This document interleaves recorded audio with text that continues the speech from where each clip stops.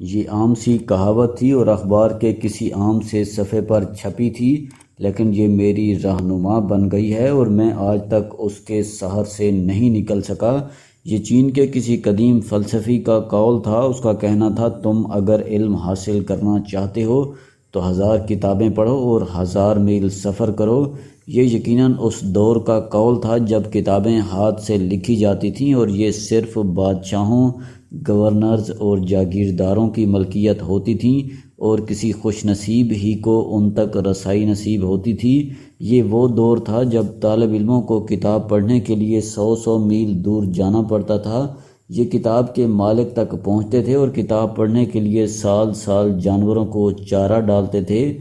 اس دور میں امام بخاری اور مولانا روم جیسے عالم بھی کتابوں کے لیے رؤسا کے محتاج تھے۔ چنانچہ اس دور میں یقیناً 1000 کتابوں کا مطالعہ علم تک رسائی تھی۔ اس دور میں سفر بھی ایک مشکل فعل تھا۔ شہروں جتنے ملک ہوتے تھے، ہر ملک کا بادشاہ، قانون، زبان اور تمدن مختلف ہوتا تھا۔ راستوں کا علم نہیں تھا، سفر کے ذرائع محدود تھے۔ آپ گھوڑے یا خچر پر سفر کر سکتے تھے اور یہ بھی عموماً راستے میں مر جاتے تھے۔ روپیہ، پیسہ اور خوراک ساتھ لے جانا مشکل ہوتا تھا۔ راستوں میں جنگل بھی ہوتے تھے اور ڈاکو بھی۔ مسافر جانوروں سے بچتا تھا تو ڈاکوؤں کے ہتھے چڑھ جاتا تھا، ان سے بچ جاتا تو کسی ظالم بادشاہ کی تلوار کا رزق بن جاتا اور اس سے بھی محفوظ رہتا تو بھوک اور پیاس سے مر جاتا تھا۔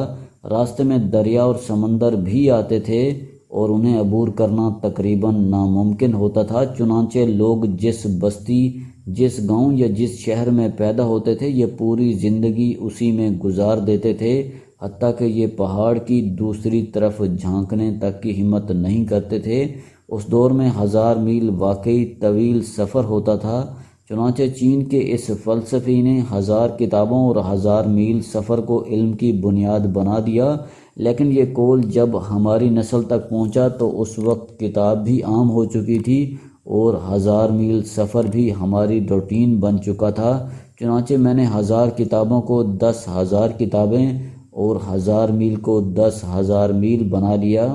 ہم تاریخ کے شاندار ترین دور میں زندہ ہیں۔ آج ہر وہ چیز عام انسان کی دسترس میں ہے جو 100 سال پہلے تک صرف بادشاہوں، راجاؤں اور وڈیروں کی ملکیت ہوتی تھی۔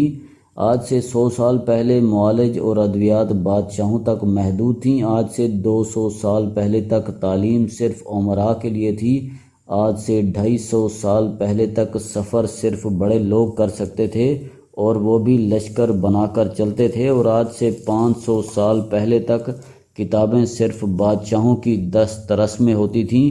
لیکن آج یہ تمام نعمتیں عام ہیں۔ آج صدر اوباما اور کینیا کا باراک حسین دونوں ایک ہی کتاب پڑھتے ہیں، دونوں ایک ہی دوا کھاتے ہیں، دونوں یکساں قسم کے اسکول جاتے ہیں اور دونوں دنیا کو ایک سرے سے دوسرے سرے تک دیکھ سکتے ہیں، اور اگر یہ ریکوائرمنٹس پوری کر لیتے ہیں تو انہیں دنیا کی کوئی طاقت روک نہیں سکتی۔ چنانچہ آج کے انسان پر علم کے تمام دروازے کھلے ہیں۔ ہم میں سے ہر شخص ہر قسم کا علم حاصل کر سکتا ہے۔ میں نے کوٹیشن پڑھی تو کتاب اور سفر دونوں کو زندگی کا حصہ بنا لیا۔ میں 1984 میں میٹرک کا طالب علم تھا۔ میں اس وقت سوات، کاغان اور سکردو تک پہنچ گیا۔ میں 1986 میں گلگت سے بائی روڈ کاشغر چلا گیا اور کراچی، کوئٹہ اور زیارت سے اکیلا ہو آیا۔ آپ اگر بچے ہیں یا آپ کے بچے میٹرک یا ایف اے کے طالب علم ہیں تو آپ سمجھ سکتے ہیں 15-16 سال کی عمر میں بسوں، ویگنوں اور ٹرینوں پر اکیلے سفر کتنا مشکل ہوتا ہے۔ لیکن میں ایف اے تک آدھا ملک اکیلے گھوم چکا تھا۔ میں 1992 میں عملی زندگی میں آیا تو میں نے سب سے پہلے پاسپورٹ بنوایا اور 1993 میں سفر شروع کر دیے۔ میرے پاس جو ہی ٹکٹ کے پیسے جمع ہو جاتے تھے میں کسی نہ کسی ملک کی طرف نکل جاتا تھا۔ میں وہاں کیمپنگ سائٹس، یوتھ ہاسٹلوں اور وائی ایم سی میں رہتا تھا، پیدل سفر کرتا تھا، چنے اور چھلیاں کھاتا تھا اور لفٹ لے لے کر شہر شہر گھومتا تھا۔ 1997 میں خوشحالی شروع ہوئی تو میں ہاسٹلوں سے ہوٹلوں میں شفٹ ہونے لگا۔ 2000 میں زندگی تبدیل ہو گئی تو میں نے سیاحت میں بھی اضافہ کر دیا۔ میں دنیا کو ایک سرے سے دیکھ رہا ہوں اور آہستہ آہستہ دوسرے سرے کی طرف بڑھ رہا ہوں۔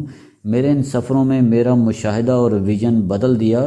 میں نے دنیا میں ابھرتی ہوئی قومیں بھی دیکھیں اور ان قوموں کے وہ اصول بھی جن کی وجہ سے یہ تیزی سے ابھر رہی ہیں، اور مجھے زوال پذیر معاشروں میں بھی جھانکنے کا موقع ملا اور ان کے زوال کی وجوہات کے مشاہدے کا اتفاق بھی ہوا۔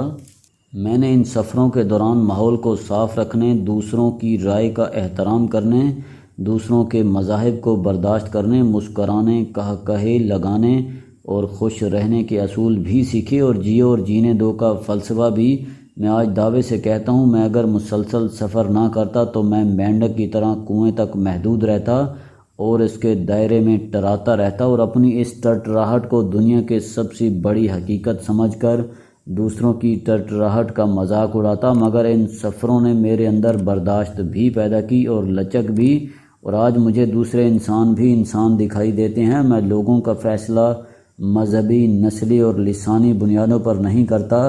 میری نظر میں دوسرے لوگ بھی اتنے ہی اہم ہیں جتنا میں خود کو سمجھتا ہوں۔ کتابیں دوسرا معمول تھا جس نے مجھے زندگی کے سارے رنگ ٹٹولنے، ساری آوازوں کے ذائقے چکھنے، ساری خوشبوؤں کے لمس چھونے اور سارے خوابوں کی دھوپ چھاؤں دیکھنے کا موقع دیا۔ کتاب، فلم اور سفر آج کے دور کے 3 عظیم تحفے ہیں۔ ہم اگر آج ان سے دور ہیں تو پھر ہم سن 2012 میں سن 1480 کی زندگی گزار رہے ہیں، کیونکہ اس دور میں یہ تینوں سہولتیں نہیں تھیں۔ ہمارے پاس کتاب تھی، فلم تھی اور نہ ہی سفر تھے۔ یہ حقیقت ہے، ہم اچھی کتاب سے جو کچھ سیکھ سکتے ہیں وہ شاید ہم عمر بھر کے تجربوں سے بھی نہ سیکھ سکیں۔ ہمیں ایک معیاری فلم جو کچھ سکھا سکتی ہے وہ ہمیں شاید 100 کتابیں مل کر نہ سکھا سکیں، اور ہم ملک سے باہر جا کر 10 دنوں میں جو کچھ سیکھتے ہیں وہ شاید ہمیں 100 فلمیں، 100 کتابیں اور 100 سال کے تجربے بھی نہ سکھا سکیں۔ یورپ کے لوگوں نے بارڈرز کھلنے، سیجن کنٹریز بننے اور ایک دوسرے کے ملک میں سفر کرنے سے جو کچھ سیکھا وہ یہ 2000 سال کی تاریخ میں نہیں سیکھ سکے، اور آج جو کچھ سینٹرل ایشیا کے مسلمان ریاستیں اور مشرقی یورپ کے ملک سیکھ رہے ہیں، یہ سوویت یونین کی 80 سالوں میں اس سے محروم رہے۔ یہ آئینی پردے کے دوسری طرف موجود لوگوں کو 80 سال تک اپنا جانی دشمن سمجھتے رہے، لیکن یہ پردہ جو ہی ہٹا یہ دوسری طرف اپنے جیسے لوگوں کو دیکھ کر حیران رہ گئے، اور آج یہ ان لوگوں کے ساتھ خوش بھی ہیں اور انہیں اپنا دوست بھی سمجھ رہے ہیں۔ آج یورپ اور سوویت یونین کی پرانی ریاستوں کے درمیان جنگیں اور نفرت ختم ہو چکی ہے، اور عوام ایک دوسرے سے خوش بھی ہیں اور ایک دوسرے کی اکانومی اور معاشرت کو سپورٹ دینے کی کوشش بھی کر رہے ہیں۔ میں دل سے یہ سمجھتا ہوں ہمارے بارڈر کھلنے چاہیے۔ ہمارا افغانستان، تاجکستان، ایران، ترکی، چین اور انڈیا سے عوامی رابطہ استوار ہونا چاہیے۔ ہم اپنی گاڑیوں میں امرتسر، دہلی، آگرہ، احمد آباد اور بمبئی جائیں، اور بھارت کے لوگ ذاتی سواریوں پر لاہور، اسلام آباد، پشاور، کراچی اور کوئٹہ آئیں۔ ہم سری نگر دیکھیں اور وہ جھیل سیف الملوک آئیں۔ ہم کابل، مزار شریف، تہران، مشہد، انقرہ، کونیا اور استنبول جائیں۔ بائی روڈ دوشنبے جائیں، وہاں سے بخارا اور سمرقند جائیں، اور گھومتے ہوئے کاشغر اور کاشغر سے گلگت تک آئیں، اور ہماری طرح چین کے مسلمان، تاجکستان کے تاجک، ازبکستان کے ازبک، ایران کے ایرانی، ترکی کے ترک اور انڈیا کے انڈین پورا پاکستان گھوم کر دیکھیں۔ ہمارا خطے کے دوسرے لوگوں کے ساتھ انٹریکشن ہو، اس انٹریکشن سے خطے میں استحکام بھی آئے گا اور ہم ایک دوسرے سے سیکھیں گے بھی، اور ہماری برداشت میں بھی اضافہ ہوگا۔ آج اگر امریکہ اور روس دوست بن سکتے ہیں، برطانیہ اور فرانس بھائی بھائی بن سکتے ہیں، اور جرمنی اور پولینڈ کے بارڈر کھل سکتے ہیں، تو ہم ایک دوسرے کے اچھے ہمسائے کیوں نہیں بن سکتے؟ ہم ایک دوسرے کے ساتھ پرامن طریقے سے کیوں نہیں رہ سکتے؟ بارڈر کھڑکیاں ہوتے ہیں، اور ہم جب تک کھڑکیاں نہیں کھولتے ہم تازہ ہواؤں سے محروم رہتے ہیں، اور تازہ ہواؤں کے بغیر معاشرے چل سکتے ہیں اور نہ ہی افراد۔ کھڑکیاں کھولتے رہیں تاکہ عوام پٹوں کے دوسری طرف موجود انسانوں کو محسوس کر سکیں، انہیں یہ معلوم ہو سکے دوسری طرف ہمارے جیسے انسان ہیں، نفرت نہیں۔ شکریہ۔